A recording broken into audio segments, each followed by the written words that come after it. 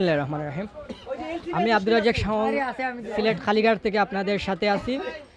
এই মুহূর্তে আপনারা দেখতে পাচ্ছেন কালীঘাট বাজারে আমরা কয়েকটি পাইকারি বাজারে দেখেছি, এখন আমরা খুচরা বাজারে দেখব।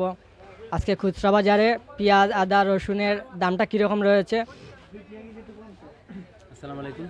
জি, আজকে রসুনের মূল্যটা কত?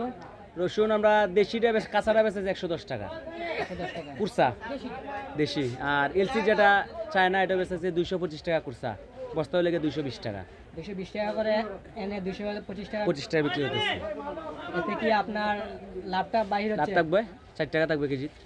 কিন্তু বিগত সময় রসুনের দামটা কত ছিল? বিগত ধরেন 5-7 দিন আগে 5-7 দিন আগে মানে 10 টাকা প্লাস হয়েছে। 10 টাকা 10 টাকা প্লাস হয়েছে। 210 টাকা ছিল 10 টাকা ছিল 5-7 দিন আগে। 5-7 দিন আগে। আজকে হচ্ছে 225 আজকে 4-5 দিন ধরে 225 টাকা। আদার দামটা কিরকম?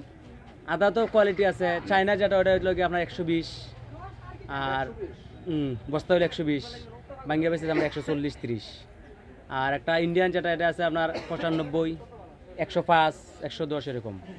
চায়নাটা 5-7 দিন আগে কিরকম ছিল? এরকম সেম জায়গা। সেম জায়গায়। আমরা তো শুনেছি যে দুইটি জিনিসের দাম বাড়েছে, রসুন এবং আদা। না, আদার দাম বাড়ে নাই, আদার দাম আরো কমছে। কমছে? জি, আলুর দামটা তো আলুর দাম কমছে। 2-1 টাকা বাড়ছে আজকে, আজকে কালকে আর আজকে 2 দিনে 2-1 টাকা বাড়ছে। আগে আরো কম ছিল, 17 টাকা ছিল, আজকে 19 টাকা। 19 টাকা।